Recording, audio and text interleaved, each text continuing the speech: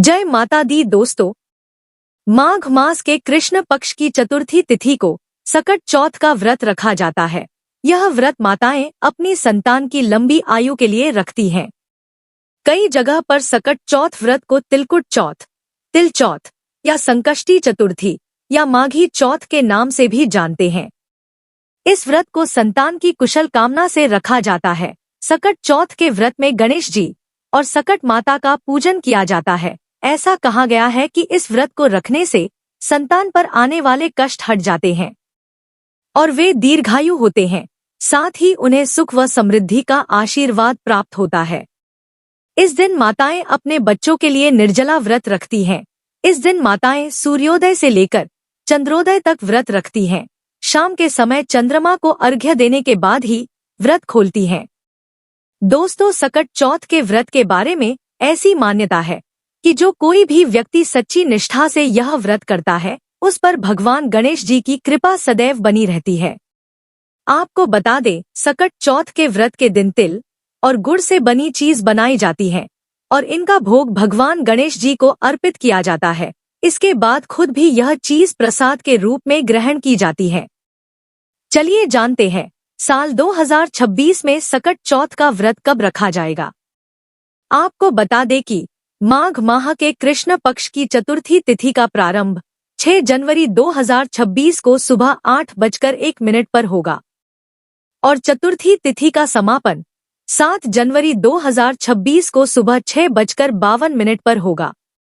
तो साल 2026 में सकट चौथ का व्रत 6 जनवरी 2026 दिन मंगलवार को रखा जाएगा और इस दिन सूर्योदय सुबह 7:15 पर होगा और सूर्यास्त शाम 5:39 पर होगा और इस दिन अभिजीत मुहूर्त दोपहर 12:06 से लेकर दोपहर 12:48 तक रहेगा और इस दिन सर्वार्थ सिद्धि योग सुबह 7:15 से लेकर दोपहर 12:17 तक रहेगा और इस दिन चंद्रोदय का समय रात में 8:54 पर रहेगा। इस मुहूर्त में चंद्रमा को अर्घ्य अर्पित करना शुभ होगा और इस दिन राहु काल का समय दोपहर 3:03 से लेकर शाम 4:21 तक रहेगा। दोस्तों, आप राहु काल के समय पूजा से संबंधित कोई कार्य ना करें, क्योंकि राहु काल अशुभ समय होता है। दोस्तों, सकट चौथ का व्रत रखने वाली महिलाओं को प्रातः काल सुबह जल्दी उठकर स्नान आदि करने के बाद स्वच्छ वस्त्र धारण करने चाहिए। संभव हो तो इस दिन लाल रंग के कपड़े पहनें। फिर हाथ में जल, अक्षत, फूल लेकर व्रत का संकल्प लें और गणेश जी का विधिवत पूजन करें।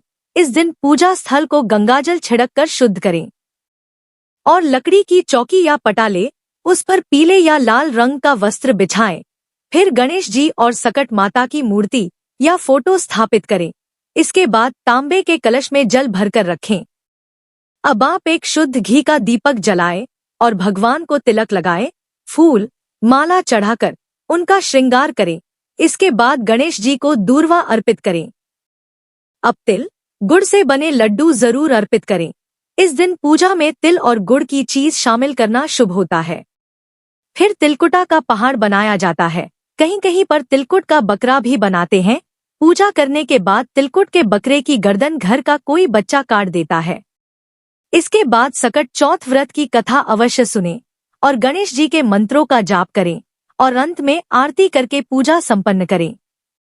दोस्तों, दिन भर निर्जला उपवास रहें। ध्यान रखें कि इस व्रत में अनाज का सेवन नहीं किया जाता है और रात में जब चंद्रमा उदय हो जाए तो चंद्रमा को अर्घ्य देने के बाद ही व्रत खोलना चाहिए।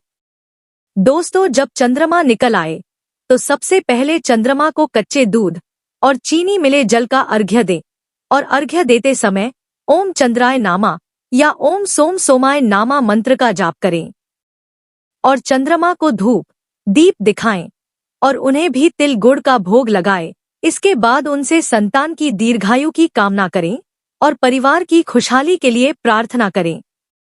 पूजा के बाद अपनी सास को बायना देकर उनके पैर छूकर उनका आशीर्वाद ले। इसके बाद ही तिल गुड़ का प्रसाद खाकर अपना व्रत खोलें। व्रत खोलने के बाद भी अन्न का सेवन न करें। इस दिन रात में फलाहार का ही सेवन करना है।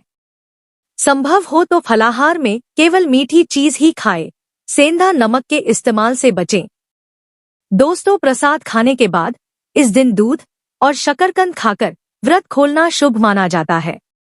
तो दोस्तों, यह जानकारी आपको अच्छी लगी तो कमेंट में जय माता दी जरूर लिखें।